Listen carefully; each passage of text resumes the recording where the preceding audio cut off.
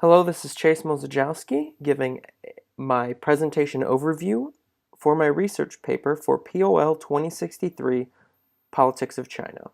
For my research paper, I focused on Chinese-African relations, specifically asking the question whether Chinese-African relations in the modern day are colonial in nature or mutually beneficial for both parties. So China, since the time of Mao Zedong as the General Secretary of the Communist Party, has been involved in Africa. However, the relationship China has shared with the countries of Africa really exploded in the early 2000s. But it was not until at least 2010 when questions began to arise. In 2011, Hillary Clinton, serving as Secretary of State, warned that growing Chinese influence on the continent of Africa may resemble the colonialism of African land that was seen in the past. Africa as a continent has a reputation for being the most plundered and exploited land on earth. The claims Hillary made carry significant weight if they are true. Conversely, if they are not true, it seems to reveal America is becoming very threatened by China's global influence. My interest in the subject matter. If the next wave of colonialism is upon Africa, I believe it is important that the UN steps in to protect these developing countries. However, if this is a mutually beneficial relationship, has China created the first serious alternative to the Washington model of economic liberalization? China has played a major role in debt relief, infrastructure building, and increased trade in Africa. It is now impossible to ignore the role China is playing, and this must be examined. Contending perspectives. The Chinese Communist Party has consistently held that their involvement in Africa is one of mutual economic benefit and nothing more than that. Hillary Clinton, as Secretary of State, raised questions of neocolonialism in Africa. Rex Tillerson, in his tenure as Secretary of State, emphasized issues of state sovereignty if Africa fell into default on their loans. China continually stresses the loans provided, the debt being relieved, and the infrastructure they have helped to build to justify their presence in Africa. They believe this is a fair deal for the raw materials they receive. Critics say that China is getting far more than it gives. The infrastructure development is simply to make resource extraction easier for the Chinese. Main arguments. Infrastructure. So since 2005, China has invested more in infrastructure in Africa than anyone else. Around 900 estimated investment projects on the continent. Sub-Saharan Africa, which is where the bulk of Chinese interaction takes place, lags behind other developing regions on most standard indicators of infrastructure development.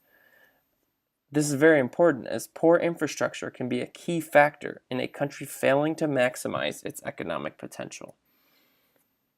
China has invested in many industries of infrastructure, not just transportation, to extract resources.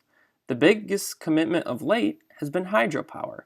Africa has only reached 5% of its hydropower capacity, and they are currently going through a power crisis. Not only this, China has built roads, dams, bridges, stadiums, and railways all over the continent. But only 10% of Chinese-led or Chinese-funded infrastructure is directly linked to natural resource exploitation. The bulk on infrastructure development is linked to broader development projects. Here we can see a breakdown of the infrastructure finance commitments in sub-Saharan Africa. Around a third is to electricity, another third is to transportation, 17.4% to ICT, 14% to a general category, and 2% is to water.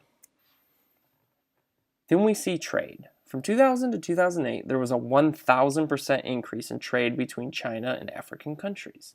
In 1999, trade between Africa and China had an estimated value of $2 billion. By 2012, this value was an estimated $160 billion. This is an important development, as trade can act as a primary driver of sustainable growth and development within a country. And Africa is a continent with many countries desperately needing sustainable growth and development. Beginning in the year 2000 and extending to the year 2005, commercial ties between African nations and China tripled in value. The basic trend that can be examined is that China imports almost entirely natural resources and exports manufactured goods. Most scholars agree that China has the sweeter end of the trade deal. This is why the FOCAC was established. This is the Forum on China-Africa Cooperation. What this is a conglomeration of African countries and China at a ministerial level, and it allows Africa to negotiate as a continent, or rather, countries to have the backing of the continent in negotiating trade deals and loan programs.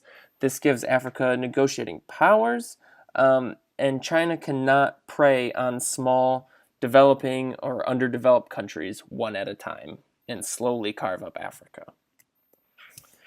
Debts and loans. From 2000 to 2015, China gave $94.4 billion in loans to African governments and SOEs. From 2000 to 2015, Angola was the number one recipient of Chinese loans, totaling $19.2 billion. Presently, Uganda, Senegal, and Kenya are the largest receivers of Chinese loans. Most of these loans are given as soft loans, which means they have favorable terms like low interest rates. In 2013, the Chinese embassy in South Africa held that China had entered into loan agreements with 22 states in Africa.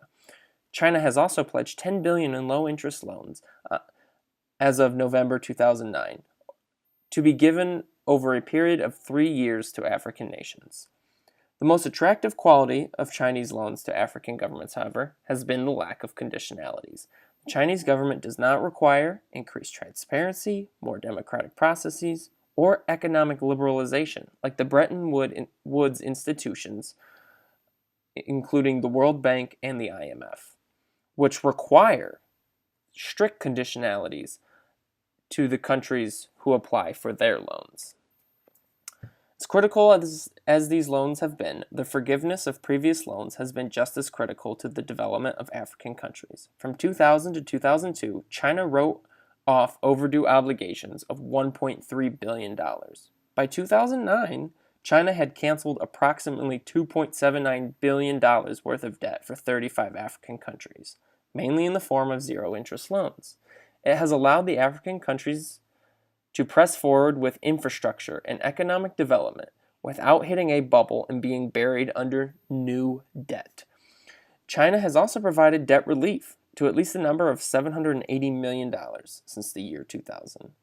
The reduction in debt helped to create significant fiscal space, allowing many of these countries to borrow again to fund necessary investments. Main arguments. Is there support of China in Africa?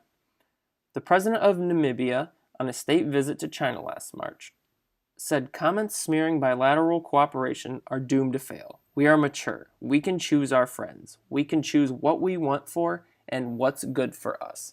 He was responding to the notion that China preys on weak, poor nations in Africa and that they lose state sovereignty by creating ties with China. But obviously, the elite view is not always the view of the common person or the masses. But we do have survey data to see what the view of the masses registers as. Over a dozen countries in Africa register as having 50% or more of the population in support of China.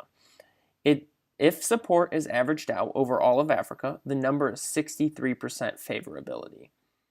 So we can see support for China in Africa comes from the elites as well as the masses. The largest factor in this positive view is attributed towards Chinese investment in infrastructure and business development. Main conclusions. The relationship that China maintains with many nations in Africa will be in the spotlight for many decades to come, as questions of Chinese power challenging Western hegemony continue to rise. China has developed infrastructure and created new opportunities for the large-scale trade relations, all while avoiding any meddling within the governmental systems of the countries in which they become involved.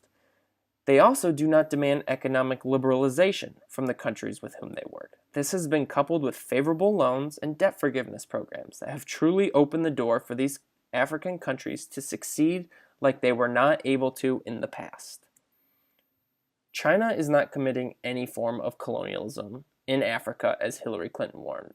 They are operating within fair economic principles to form relationships with countries that have an abundance of highly desired resources.